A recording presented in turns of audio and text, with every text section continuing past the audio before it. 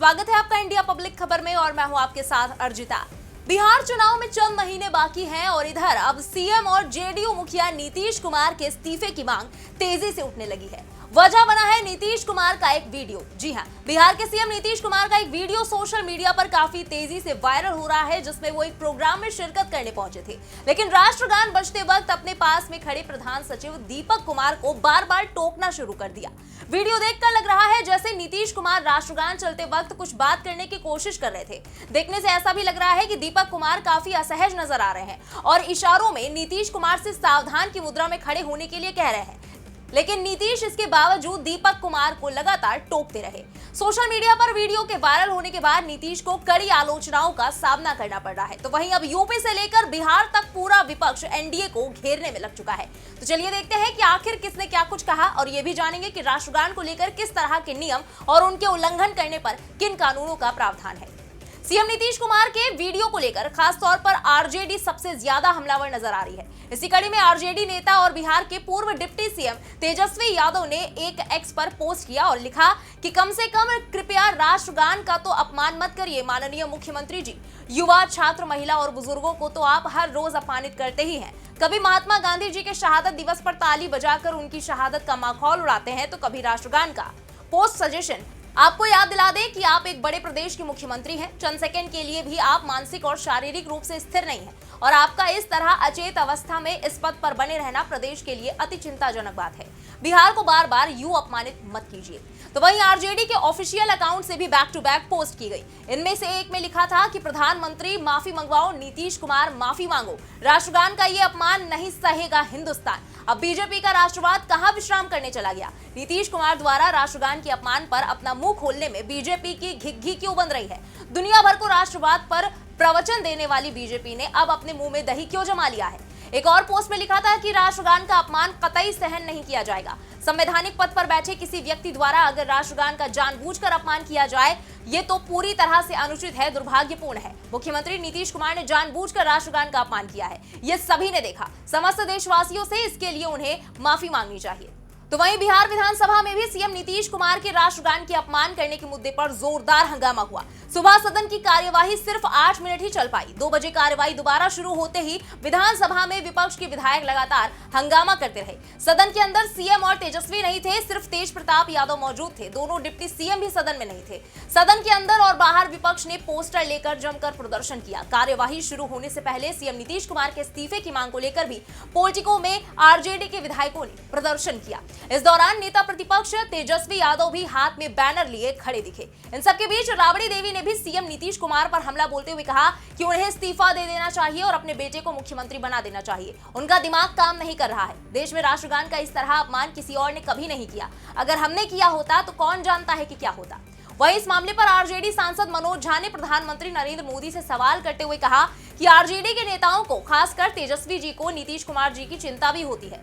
उनकी किससे और क्या शिकायत करूं? अधिकारी लोग चला रहे हैं। अगर उनकी जगह कोई और होता और राष्ट्रगान का इस तरह अपमान होता तो किस प्रकार की प्रतिक्रिया होती? मैं प्रधानमंत्री जी से पूछना चाहूंगा कि अगर नीतीश जी की जगह कोई और दूसरा गैर एनडीए शासित राज्य का मुख्यमंत्री होता तो प्रधानमंत्री जी के ट्विटर हैंडल से अभी बरसात शुरू हो चुकी होती। राष्ट्रगान के जैसे मामले पर आपकी चुप्पी मुझे आपराधिक श्रेणी में जाती दिखती है। उधर आरजेडी विधायक मुकेश कुमार यादव ने सीएम नीतीश पर राजद्रोह का मुकदमा चलाए जाने तक की मांग कर डाली। उन्होंने कहा कि नीतीश कुमार जी अब अचेत अवस्था में हो चुके हैं। उनकी पूरी सूझबूझ खत्म हो चुकी है। ये बिहार की राजनीति के लिए दुर्भाग्यपूर्ण है। अब उनको इस बात का भी सेंस नहीं रह चुका है कि राष्ट्रगान में भी वो ताली बजाते हैं और उसका अपमान करते हैं। मुख्यमंत्री पर देशद्रोह का मुकदमा चलना चाहिए। यहां तक कि सपा सांसद अवधेश प्रसाद ने भी इस मामले पर तीखी प्रतिक्रिया दी और कहा कि जिस तरह से एक तरफ राष्ट्रगान हो रहा है और दूसरी तरफ बिहार के मुख्यमंत्री नीतीश कुमार बात कर रहे हैं, हाथ से इशारा कर रहे हैं, ये बहुत ही निंदनीय है। पता नहीं बिहार के मुख्यमंत्री किस भाव में थे। उन्हें देश की आजादी की जानकारी नहीं है, इसलिए यह राष्ट्रगान का अपमान है। हालांकि इस बीच पूर्णिया सांसद पप्पू यादव नीतीश कुमार से ज्यादा आरजेडी पर ही तंज कसते दिखे।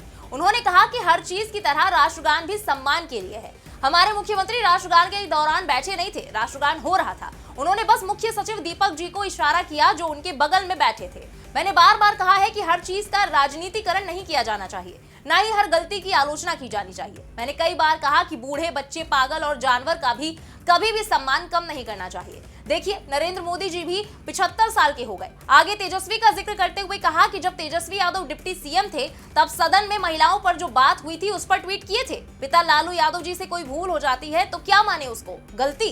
बीजेपी वाले जिस तरह लालू यादव की आलोचना करते हैं उस तरह तेजस्वी यादव जी नीतीश कुमार की आलोचना करने लगे। आप बीजेपी से लड़िए ना, नीतीश जी से क्यों लड़ने लगे।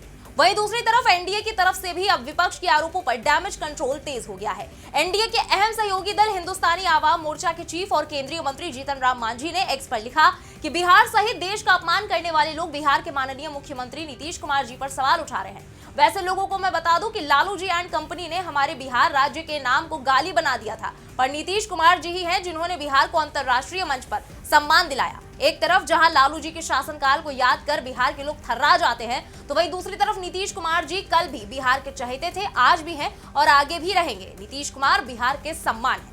तो वहीं जेडीयू नेता और बिहार सरकार में मंत्री अशोक चौधरी ने विपक्ष को घेरते हुए कहा कि नीतीश जी से बड़ा कोई देशभक्त नहीं है। विपक्ष के पास अब कोई मुद्दा नहीं बचा है। नीतीश कुमार के केंद्रीय मंत्री और मुख्यमंत्री के तौर पर पूरे कार्यकाल में किसी ने उनकी ईमानदारी, कर्तव्य के प्रति उनकी प्रतिबद्धता या उनकी मेहनत पर सवाल नहीं उठाया। अब राष्ट्रगान को लेकर जिस तरह का मुद्दा उन्होंने यानी कि बिहार विपक्ष ने बनाया है, उससे लगता है कि नीतीश कुमार से बड़ा देशद्रोही कोई नहीं है। कई बार अनजाने में ऐसी घटनाएं हो जाती है। विपक्ष सिर्फ नीतीश कुमार को बदनाम करने की कोशिश कर रहा है। चुनाव में ऐसे मुद्दों का कोई महत्व नहीं है। इसके अलावा जेडीयू प्रवक्ता नीरज कुमार ने कहा कि सदन में अराजक स्थिति पैदा करना उनकी यानी कि विपक्ष की कार्यप्रणाली का अंग हो सकता है।